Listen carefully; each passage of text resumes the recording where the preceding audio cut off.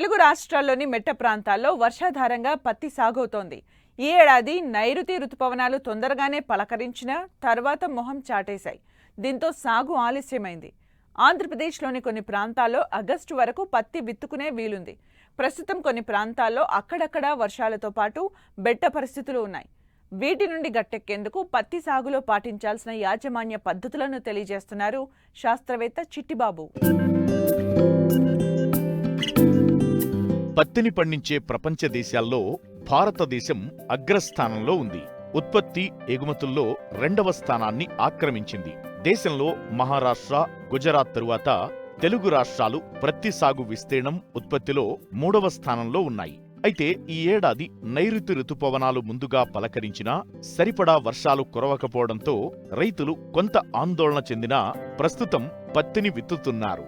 ముందుగా విత్తిన చోట 10 నుండి 25 రోజుల దశలో ఉంది. మరికొన్ని ప్రాంతాల్లో ఇప్పుడిప్పుడే విత్తుతున్నారు. భిన్న వాతావరణ పరిస్థితుల మధ్య పత్తి సాగు కొనసాగుతోంది. కొన్ని చోట్ల వర్షాలు కురుస్తుండగా మరికొన్ని చోట్ల బెట్ట పరిస్థితులు ఉన్నాయి.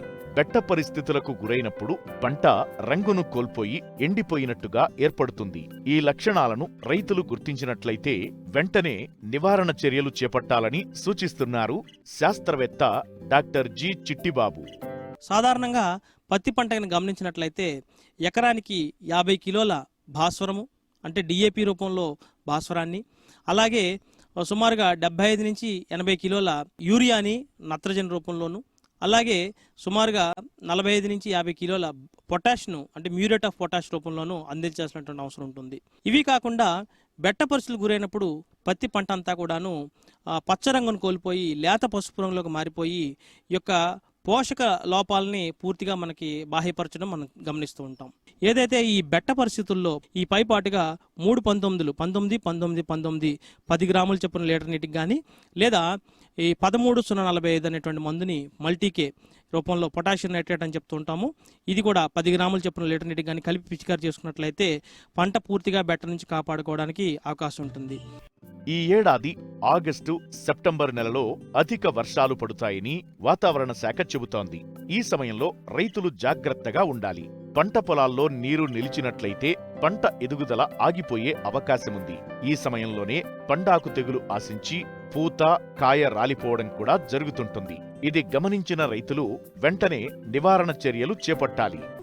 ఈ యొక్క పండాకు తెగులు లేదా గులాబీ రంగు ఆకు చూసినప్పుడు రైతు సోదరులు తప్పనిసరిగా పైపాటుగా ఎరువులు అందించాల్సినటువంటి అవసరం ఉంటుంది. తర్వాత పైపాటుగా 15 నుంచి 20 కిలోల యూరియా, దాంతోపాటు 5 నుంచి 10 కిలోల పొటాష్ను కలిపి వేసుకున్నట్లయితే అదనంగా ఈ వేసుకున్నప్పుడు పంట బూస్టర్ డోస్ అని చెప్తాం దీన్ని.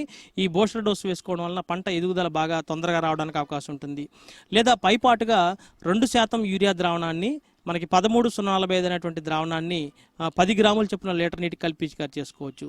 అంతేకాకుండా చాలా చోట్ల మెగ్నీషియం లోపం కూడా మనకి ఎక్కువ గమనిస్తుంటాం కాబట్టి మెగ్నీషియం సల్ఫేట్ రూపంలో కూడాను లీటర్ నీటికి 10 గ్రాముల చొప్పున కలిపి పిచికారి చేసుకున్నట్లయితే పూర్తిగా నివారించుకోవడానికి అవకాశం ఉంటుంది.